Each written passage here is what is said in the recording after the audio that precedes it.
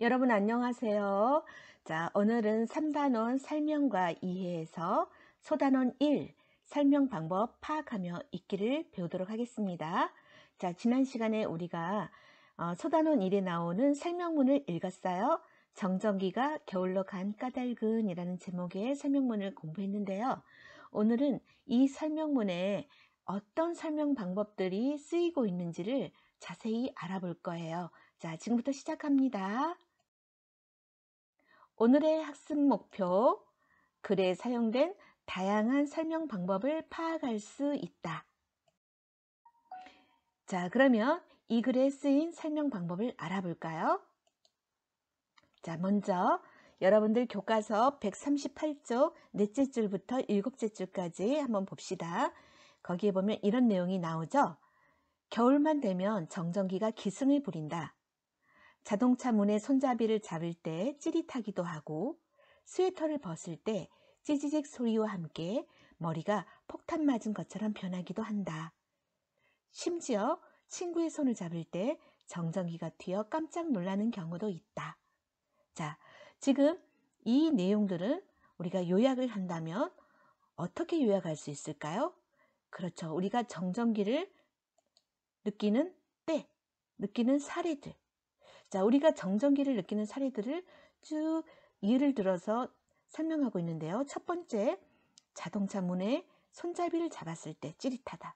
두 번째, 우리가 스웨터 벗을 때 찌직 소리도 나고 머리가 폭탄 맞은 것처럼 위로 이렇게 뻗는 경우가 있지요. 그 다음에 또 우리가 겨울철에 친구의 손을 잡을 때 정전기가 튀어서 깜짝 놀라는 경우도 있어요. 그래서 자, 그러면 이런 설명 방법을 뭐라고 할까요? 그렇죠. 구체적인 예를 들어서 설명하는 방법, 예시입니다. 그 다음,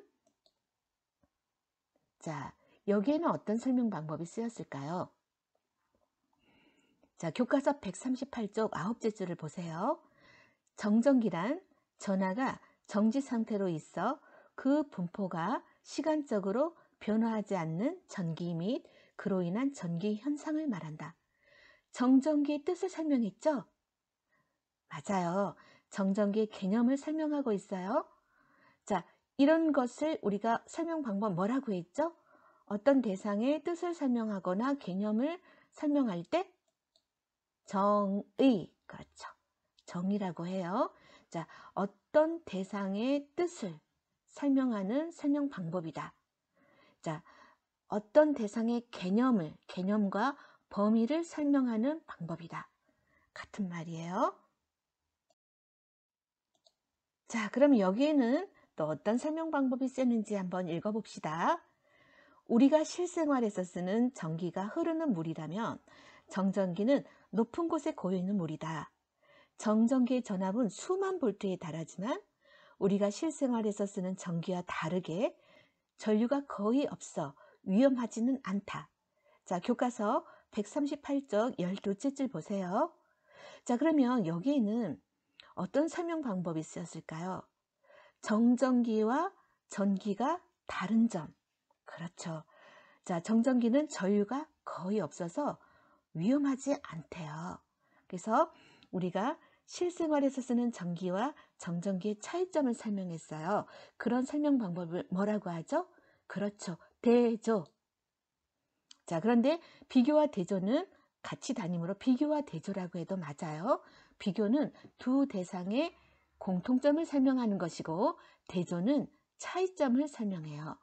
그래서 여기 보면은 자, 전기와 다르다라고 차이점이 나와 있죠. 자, 이 부분만 밑줄을 그었다면 여기는 대조라고 해야 돼요.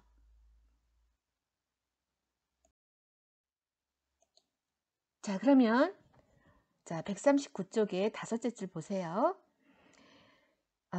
이런 문장이 나오죠. 물질의 기본적인 구성 단위인 원자는 원자 핵과 전자로 이루어져 있다. 자, 이거는 설명 방법이 뭘까요? 지금 설명 대사는 원자예요. 근데 원자는 원자 핵과 전자로 구성되어 있다라고 했죠. 그래서 원자를 구성하는 요소들을 설명했어요. 자, 뭐라고 하죠? 분석. 그렇죠. 분류 아니에요. 자, 분석은 어떤 하나의 대상을 이루고 있는 구성 요소들을 설명하는 것. 그래서 일정한 기준이 없다고 했어요. 그 무조건 어떤 대상을, 하나의 대상을 이루는 구성 요소를 쪼개서 설명하는 것을 분석이라고 한다. 분석이에요. 자, 그러면 자, 여기에 쓰인 설명 방법은 뭘까요? 자, 여러분들 빨간색으로 색칠된 글자들 본 사람들은 이미 눈치챘을 수도 있어요. 자, 한번 읽어봅시다. 정전기가 생기는 것은 마찰 때문이다. 그동안 쌓였던 전기가 순식간에 불꽃을 튀기며 이동하면서 정전기가 발생하는 것이다. 자, 설명 방법은 뭐뭐 때문이다. 이거는 원인을 말할 때 쓰는 말이죠. 그래서 정전기가 결과라면 정전기의 원인은 무엇이다? 마찰 때문이다. 그래서 원인과 결과가 나타나 있을 때 원인과 결과로 설명할 때 그 설명 방법을 뭐라고 해요? 인과라고 하죠. 자, 인과. 자, 그러면 여기는 어떤 설명 방법이 쓰였을까요? 마찰을 할 때 전자를 쉽게 잃는 물체가 있고 전자를 쉽게 얻는 물체가 있다. 예를 들면 털가죽 종류는 전자를 쉽게 잃고 플라스틱 종류는 전자를 쉽게 얻는다. 자, 여기서 마찰을 했을 때 전자를 쉽게 잃는 물체와 쉽게 얻는 물체가 구체적으로 털가죽과 플라스틱이 있다라고 그 물체의 예들을 설명하고 있죠. 예를 들면 그렇죠. 그래서 설명 방법은 예시예요. 여러분들 설명문에서 설명 방법이 예시인 경우에는 지금 이렇게 빨간색으로 표현된 이런 말들이 있으면 분명히 예시예요. 예를 들어 이것은 구체적인 예를 들어서 설명하겠다라는 표지 어들이죠. 그래서 이런 말이 쓰이면 설명 방법이 예시구나. 금방 눈치채야 돼요. 그런데 이런 말 없이도 예시가 쓰일 수는 있어요. 자, 설명 방법 뭐예요?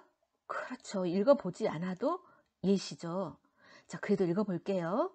예를 들어 발화점이 낮은 기름 종류를 운반하는 유조차는 정전기가 만들어내는 작은 불꽃으로도 큰 위험에 처할 수 있다.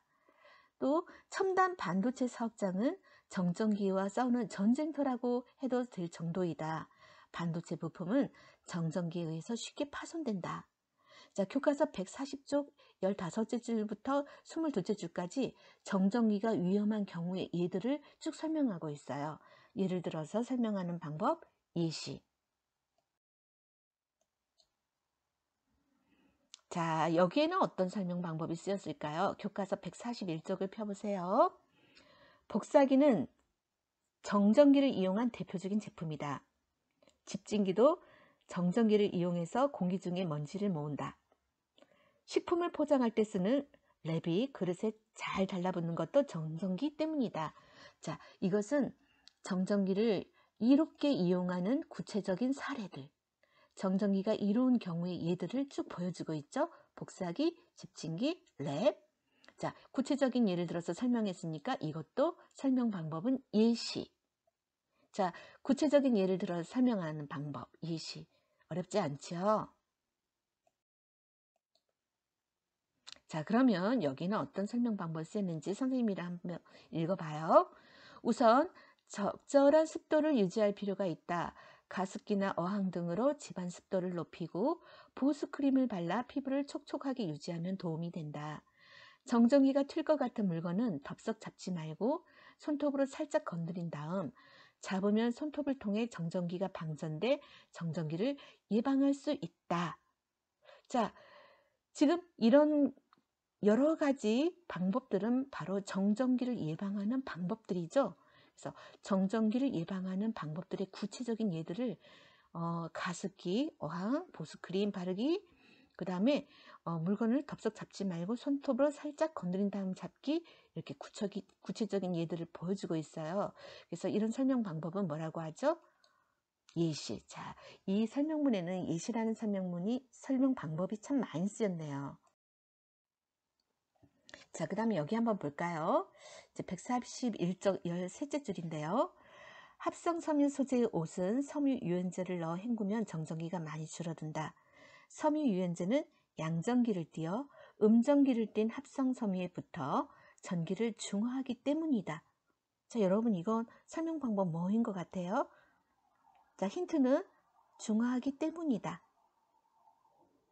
자, 섬유 유연제가 정전기를 많이 줄어들게 하는 이유를 말했죠.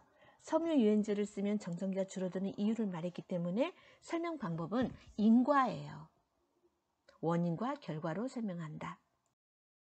자, 우리가 정전기가 게을러 간 까닭이라는 설명문에서 다양한 설명 방법들이 어떻게 쓰이고 있는지 알아봤어요. 이제 다른 설명문을 읽을 때도 부분에 어떤 설명 방법이 쓰였는지 여러분들 잘 알 수 있겠죠? 자, 잘 모른다면 다양한 설명 방법 콘텐츠 다시 한번 복습해 보세요. 자, 그러면 다음 시간에 만나요. 안녕.